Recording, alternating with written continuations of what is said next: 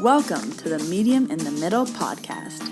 I'm your host, Stephanie, the Medium in the Middle. This podcast is going to walk you through my journey into mediumship and how I came to realize that I could communicate with souls that have passed over.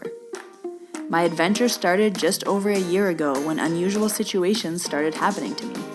It wasn't until I really started to pay attention to them that it all started to come together. I wrote down everything that I was experiencing this past year in a little black book, and this podcast is going to be a recap of all of those memories leading up to where I am today in my mediumship journey. I will be releasing new episodes every Tuesday, and I recommend listening to the podcast in order, starting with episode 1, as my story will unfold more week by week. If you would like to stay connected with me, follow me on Instagram at Medium in the Middle.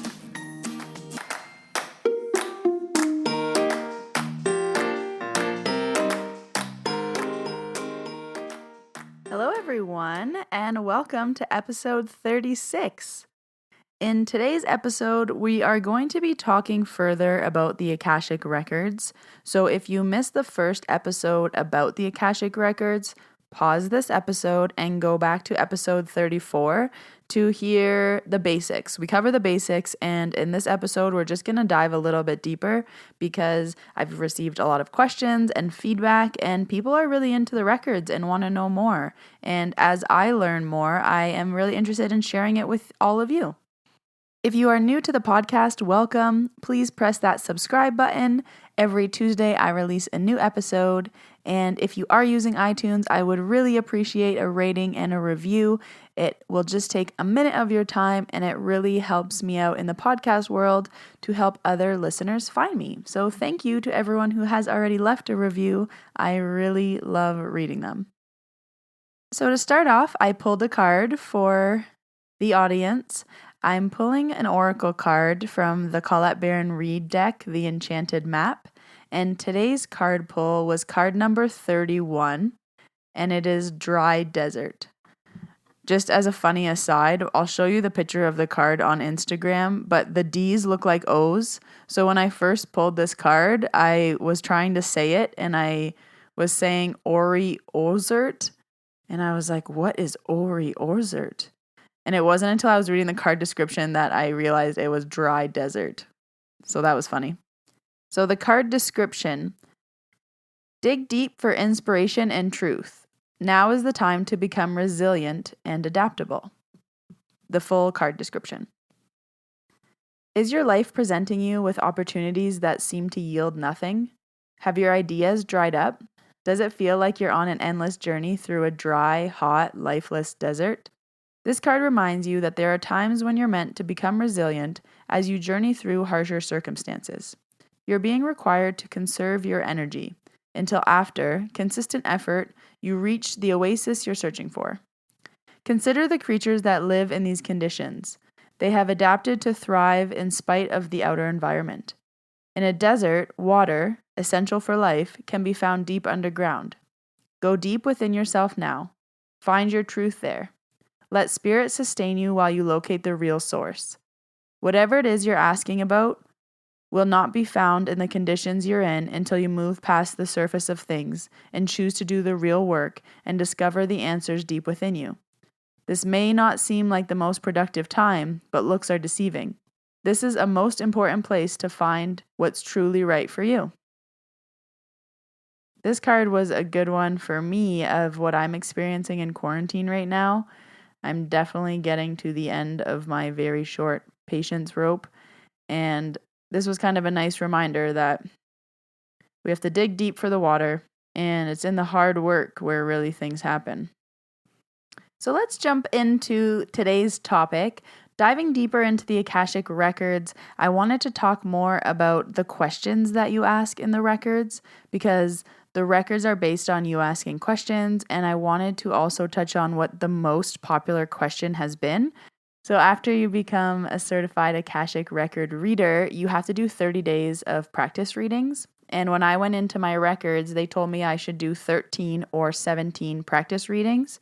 So I booked 13 readings with friends, and then now my list is at 17, so I had a feeling that would happen. So I'm going to re-ask in my records after I'm completed the 17 readings if I need to do more practice readings. But in the 15 readings that I've already completed in the past 2 weeks, I've learned a lot already. And because there was a lot of interest around this topic, I thought I would share it with you, as I will definitely be offering Akashic Record readings. It's something I'm super interested in, and I'll talk about more why I love them in this episode as well.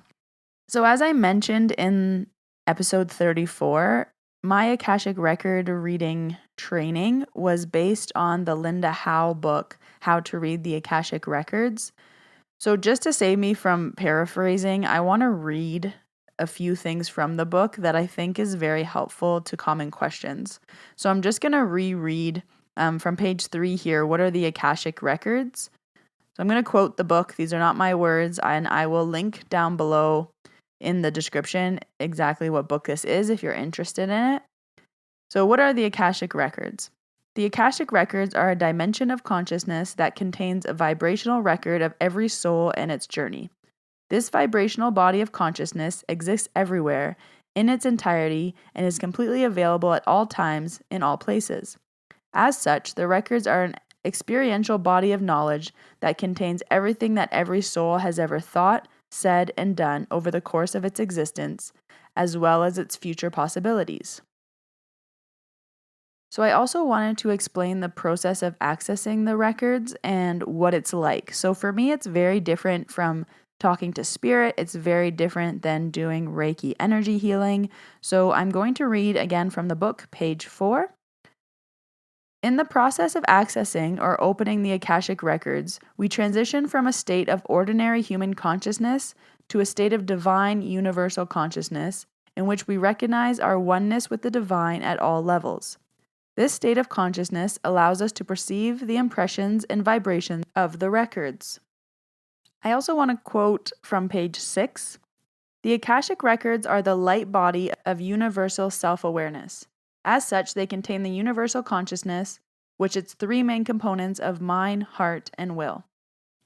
So when you are in your Akashic Records, you are speaking, quote, unquote, air quote, you're speaking with your masters, teachers, and your loved ones. And the lords of the records work with your masters, teachers, and loved ones who serve as the interface between the Akashic and the earthly realms by downloading to the masters, teachers, and loved ones the information that will be revealed to you during your Akashic Record readings.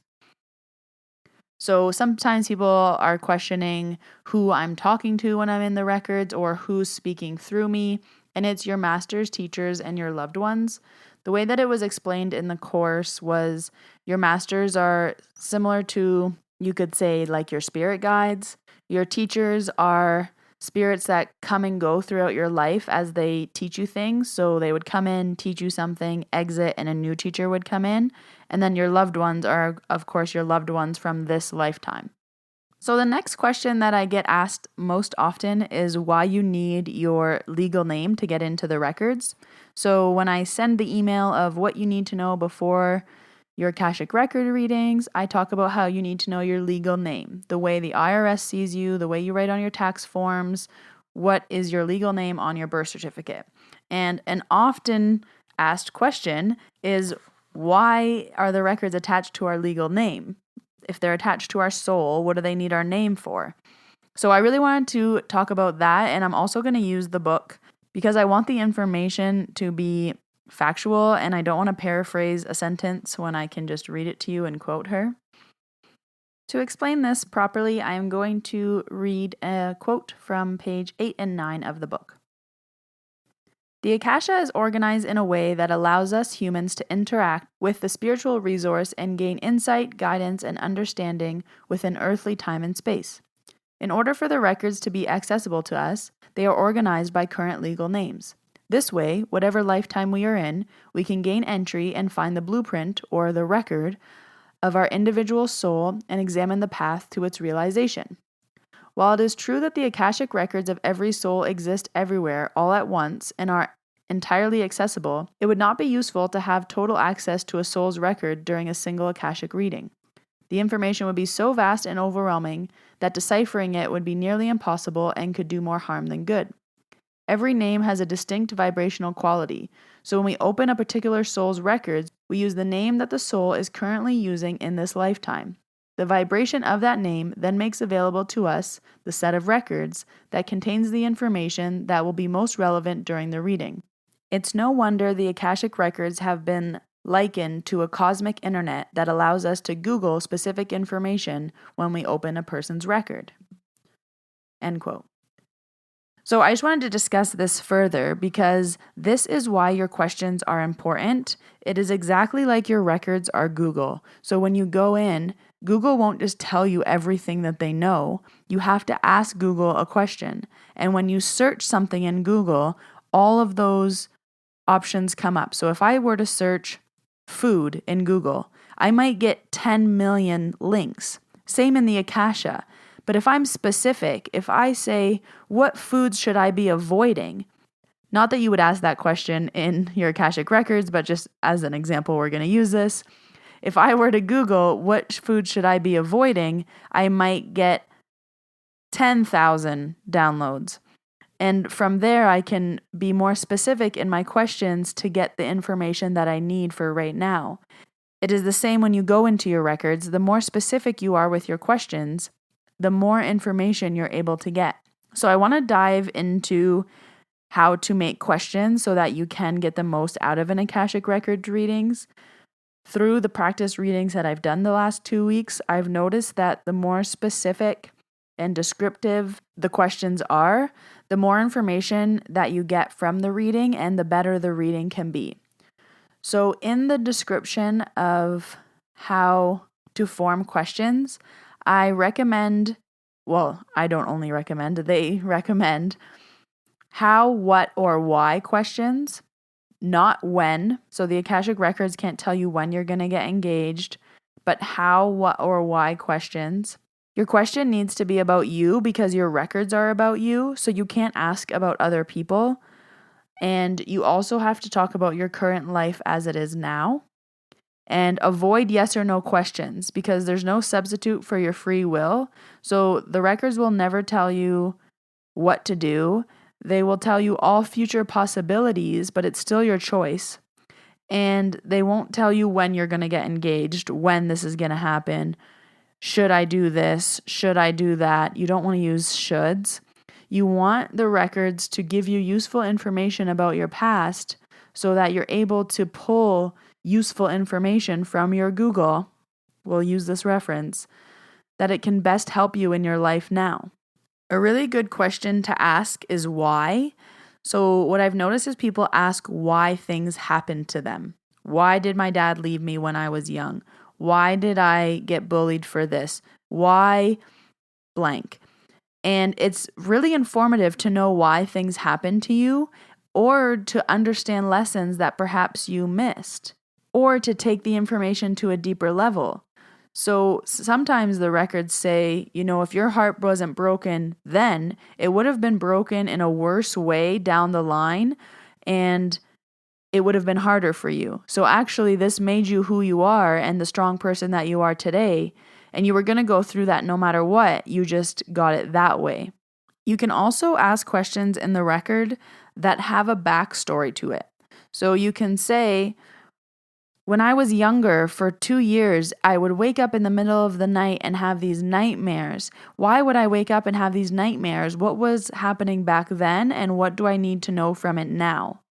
So these questions can be bigger and complex, and you can explain your story about what you want to know, habits that you now have, you want to know where they came from, things that you experienced when you were younger that you now want an explanation for. The records can help you with all of that. And the reason why I personally love this is that you can get answers. You can get answers that are from yourself, and you get answers where you still are in choice of what to do. So something that I constantly have my Reiki clients coming to me for is answers. They want me to tell them what to do next. They're looking to me for right or wrong, and they want my interpretation of what they should be doing. And I don't believe that's my place to do it. The records, however, will tell you this because it's coming from you. So you can go in and ask those hard questions, and you're talking to your past. You're talking about things that you've experienced, and you're gaining insight from things you've already done. This can be difficult to look back and pull that information from our past to make what we're experiencing now all make sense. So I just wanted to read a few other questions that you can ask in the records that might give you a better idea of ways that you can dig deeper. So, what can you tell me about this relationship? What is my part in blank? Why do I have such a difficult time with blank? What can I do to make blank better? So when you explain the Akashic Records in this way, people think that it is access to past lives. So it is not a past life regression.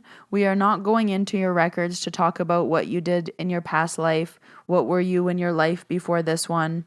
Your past lives and records of that only comes up if it is meant to teach you a lesson in this life.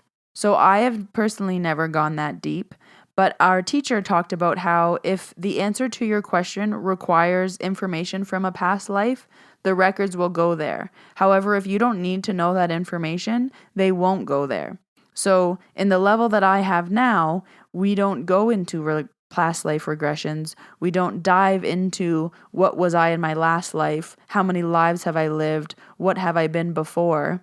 That's not discussed unless your questions answer requires going into that information and explaining what happened in those lifetimes. So now I want to talk about the most asked question that I've received from doing all these practice sessions. It's been very interesting to see what questions people come up with, what they want to know about, what they're interested in learning about themselves. But this question came up in at least 7 of my 15 readings that I've done so far, so nearly half. And the question is, what is my life's purpose? Or am I on the right path? This has been the most asked question in the records. So I wanted to talk about it on the podcast because I think it's an interesting question that is what people want to know. They want to know if they're doing the right thing. They want to know that they're on the right path. And they want to know, what's their purpose? What are they doing here? And I think this is something that we all want to know and we're all striving for. And this is the point of life. This is what we do. So I wanted to share with you a few of the answers because I found that it might be helpful to share what other people are getting as answers and that other people are all asking the same questions and thinking the same thing as you are. I'll talk about 2 different answers that the records have given. So in one, the records talked about how this person's life was in 3 parts. So in part 1, part 2, part 3, there was going to be 3 main focuses in their life, and their purpose was going to change over those parts of their lives.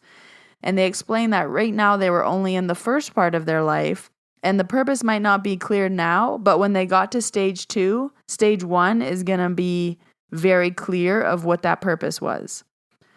So that was a very interesting answer. Another time someone asked that question, the records explained that if it isn't clear what their purpose is now, when they achieve something or get to the place they think they need to be going, when they look back, they'll get it.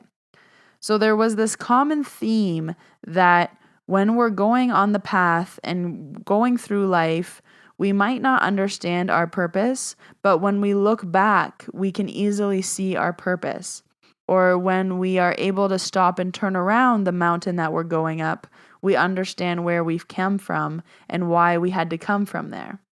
So another one that asked this as well, the records said that you might not see your purpose right now and who you're impacting, but for every one person that comes back to tell you that you impacted their life, there's 10 more people who didn't come back to tell you that you impacted their life.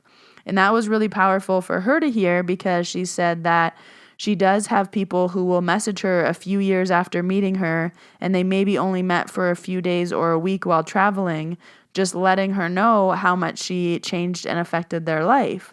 And she said, that always makes me feel so nice that these people reach out to me and tell me that I've affected their life in a positive way, that they appreciate me posting whatever I'm posting. And the records talked about how for every one person that does that, there's 10 more people who don't tell you that. And while that might not feel like your purpose, that's a huge part of who you are and why you're here. If part of your purpose is to help others in their journey and to help guide others, that's huge. But we don't always realize what our purpose is when we're just living our lives being who we are. But for the most part, living our lives and being who we are, doing what we're doing is our purpose. So it's really interesting the way that the records explain this to different people in the ways that they need to hear it. And it's never you're on the wrong path. It's just you had to do that path to get where you are now. You had to experience this to be where you are now or who you are now. So there's never any regrets. There's always lessons to be learned. But it's just really interesting about how we're all on this journey together, wondering what we're meant to be doing on this journey. Something that my mentor shared with me when she was doing a session, she said, Steph, you're always in a hurry for the next thing. You always want to know what's next, what's next, what's next. You have a plan, you want to go, you want to do this, you want to do that. And I was like, well, yeah, like we're all pushing forward. Like, what's the point of life if I'm not trying to be better and trying to do the next thing and trying to do as much as possible? Like, I don't want to waste 1 minute. And she just said to me, what's the point of rushing to the end if the journey is life? She's like, what are you running to the finish line for? The process is life. Your in-betweens, this and that, is when you're experiencing life. She said, enjoy it. Stop running to the next thing and not enjoying where you are. And I think of what she told me that day often because it makes sense. And I think, why am I running to the next thing? If this is life, why am I always in a hurry for the next thing? I should be enjoying the process and the steps while we're doing them. So if you needed to hear that today, this is me telling you, enjoy the process. I know it's kind of weird to say now when we're in quarantine and life is so slow. But again, what are we rushing to get back to work for? We're going to be working for the rest of our lives. We're going to be busy for the rest of our lives. Can we stop rushing to get to the next thing and just enjoy where we are now? And me saying it that way, definitely I needed to hear that because I am rushing and wanting to get back to normal. But this is where we are right now, and we need to remember to be present and really enjoy this because we're not going to get this time ever again. So those were the few main points that I wanted to touch on today about the Akashic Records.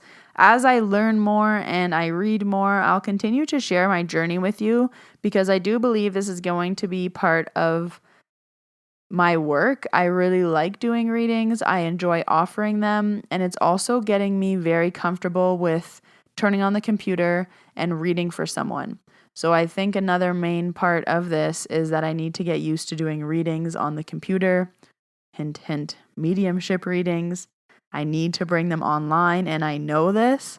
So I think a big part of me doing this course was for me to become comfortable with turning on the computer, saying hello, and getting to work. And for the Akashic readings, it seems easy for me to just turn on and go, get your name, say the prayer, drop in, say goodbye. And I know that this is the universe's way of telling me I need to get my stuff together for mediumship readings. And I hear you, universe, and I'm working on it. And this will be a topic of another episode. But I will talk about my practice mediumship readings that I have also been doing.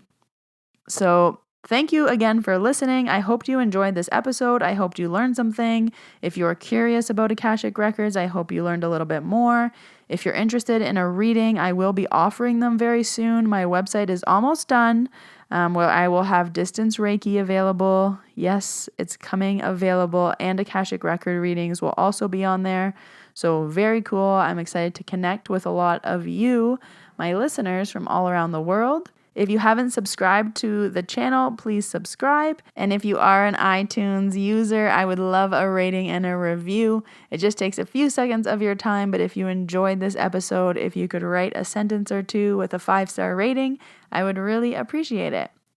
So thank you guys very much. As always, the card that I pulled from Today's episode will be posted on my Instagram account, so if you would like to follow me at Medium in the Middle, it'll be posted on Instagram and Facebook. The links are all below in the description, and I will see you all next Tuesday. Have a great week. Thanks for listening. Bye.